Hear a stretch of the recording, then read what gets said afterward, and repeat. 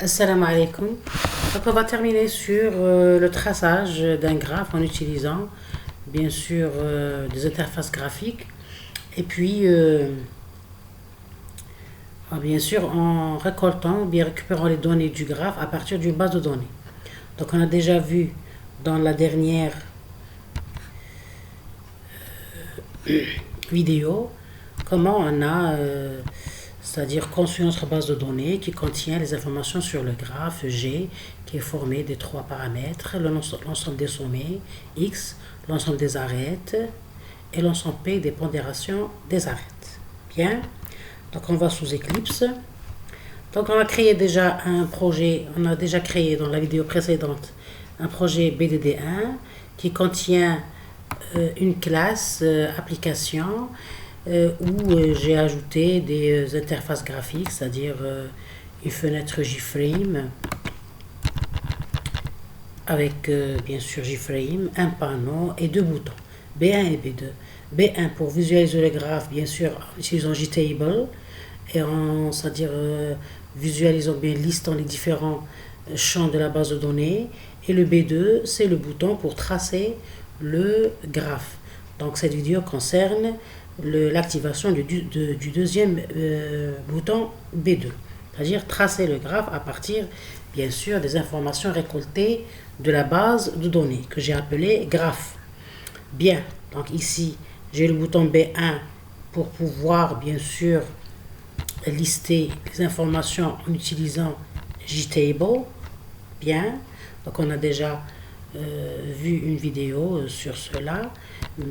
Maintenant, on va voir, on va activer le B2 ici pour pouvoir visualiser le graphe, tracer le graphe, bien sûr, à partir de la base de données. Donc, qu'est-ce que j'ai fait? J'ai conçu une nouvelle classe que j'ai appelée Form.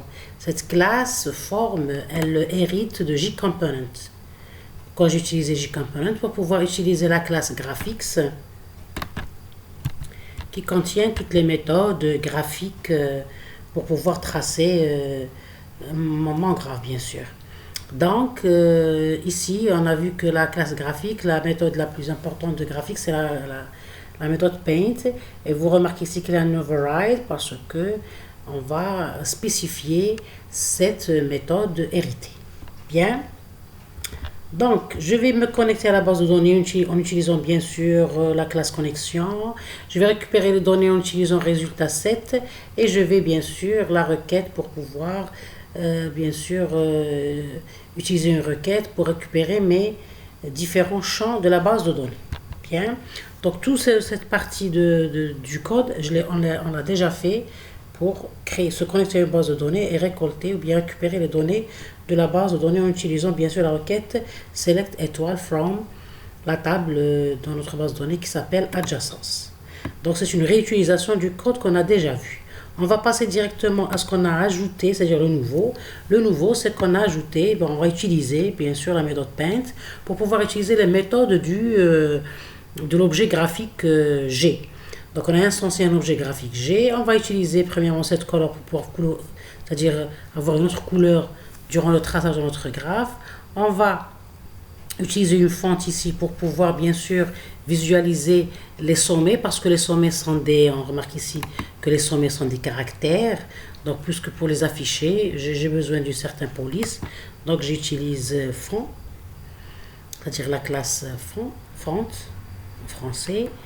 Et puis, je vais utiliser une boucle while résultat.next pour pouvoir parcourir ma base de données ligne par ligne. Bien. Donc, et je vais, j'ai simulé le sommet sous forme de la méthode drawString en récupérant bien sûr le libellé du sommet. Donc, getString, c'est-à-dire le contenu du champ sommet. Donc, en utilisant la méthode getString de la classe résultat. Et puis, aussi, je récupère le successeur, c'est-à-dire le sommet successeur, bien sûr, de résultat. Bien. Et puis, entre les deux sommets, je vais tracer l'arête, c'est-à-dire le lien entre les deux sommets, en utilisant drawLine. Et pour les coordonnées, c'est-à-dire les x et les y, le high et le y, c'est-à-dire la largeur et la profondeur, et la hauteur, bien sûr, vous voyez que j'utilise un certain paramètre pour pouvoir régulariser les différentes dimensions de mon graphe. Donc, je vais exécuter pour voir à peu près le résultat. Donc, j'ai le bouton tracé que je vais. Donc, la dernière fois, on a activé le bouton visualiser. Vous voyez, c'est pour pouvoir visualiser notre graphe sous forme des informations contenues dans la base de données en utilisant JTable. Donc, on a la clé, c'est la clé primaire de la base de données. On a le champ sommet, le champ successeur de chaque sommet et la pondération de l'arête. Bien, mais aujourd'hui, on va activer le bouton tracer pour pouvoir tracer mon graphe. Donc, vous voyez ici que pour un premier résultat, j'ai pu récupérer, en utilisant bien sûr le getString, j'ai récupéré les sommets de ma base de données. Donc, on remarque ici qu'il y a, c'est-à-dire l'ensemble des arêtes de mon graphe, c'est-à-dire tout le graphe, tout ce graphe-là, l'ensemble des arêtes, c'est 12 arêtes. Donc, on l'a récupéré bien sûr. Vous voyez, on l'a récupéré. Bien. Et l'arête, c'est entre deux chaque sommet. Donc, le sommet A, il a comme successeur B. Le A, il a comme successeur D. Le B, il a comme successeur C, etc. Donc, pour un premier résultat, c'est ce que je propose ici pour visualiser mon graphe. Donc, on remarque que c'est une visualisation un petit peu spécifique. Donc, je vous laisse le soin de penser à une nouvelle, c'est-à-dire conception, c'est-à-dire j'ai utilisé les méthodes de base pour pouvoir visualiser. Donc, le résultat, il est là. On a bien visualisé notre graphe en utilisant les informations à partir de la base de données. D'accord? Il vous reste à voir, c'est-à-dire si vous avez des propositions, pour pouvoir les changer ici, c'est-à-dire un changement de conception pour pouvoir obtenir, c'est-à-dire le graphe de cette façon-là, qui est, c'est-à-dire similaire à notre graphe qui est donné qui est pris comme exemple pour pouvoir, bien sûr, visualiser un graphe à partir d'une base de données. Donc, globalement, on a atteint notre objectif par le fait qu'on s'est connecté à une base de données. Déjà, on a créé une base de données avec PHPMyAdmin qui contient toutes les informations d'un graphe.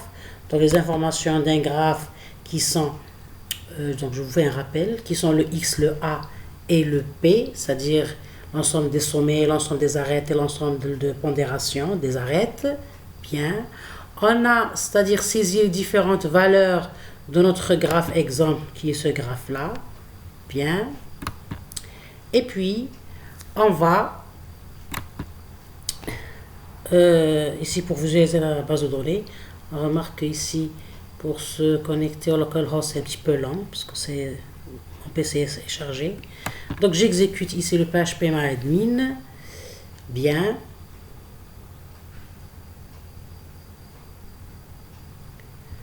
Donc, il prend un petit peu de temps à s'exécuter. Donc, on a atteint le résultat qui est la visualisation donc, de notre graphe à partir, bien sûr, de la base de données. Vous voyez? Donc, il vous reste à proposer ou bien à penser à une autre structure de telle façon à avoir cette image similaire. Donc, je vous laisse le soin de faire des essayages et si vous avez des propositions, n'hésitez pas à me les transmettre dans les commentaires en attendant que je vous prépare une nouvelle vidéo qui va afficher ce graphe avec, c'est-à-dire le même format ici qu'on voit. Bien, l'essentiel, c'est que notre objectif est validé, c'est-à-dire on a pu programmer en Java, en utilisant des interfaces graphiques, la visualisation d'un graphe à partir d'une base de données. L'objectif, il est atteint. Il reste le côté forme de l'objectif pour être similaire à 100%. Donc, je vous laisse le soin de faire des propositions et de me les transmettre en commentaire. Bien.